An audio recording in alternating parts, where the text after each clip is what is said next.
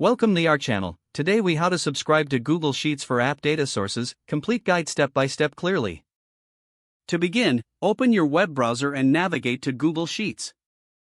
Sign in to your Google account if you are not already signed in. Once logged in, click on the blank option to create a new spreadsheet. Now, proceed to name your spreadsheet by clicking on Untitled Spreadsheet at the top. In your new spreadsheet, locate the Extensions menu in the top bar. Hover over Extensions and then click on Add-ons from the drop-down menu. In the Add-ons menu, select Get Add-ons. The Google Workspace Marketplace will open in a new window. In the search bar, type in Google Sheets API or a specific add-on relevant to your app data source. Find the add-on that meets your requirements, then click on it to open its details page. Review the information provided to ensure it fits your needs. Click on the Install button to add the add-on to your Google Sheets. You may need to grant the necessary permissions for the add-on to work. Follow the prompts to complete the installation process. Once installed, close the Google Workspace Marketplace window.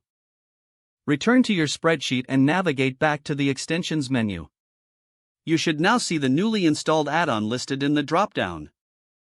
Click on the add-on to open its specific features or functions.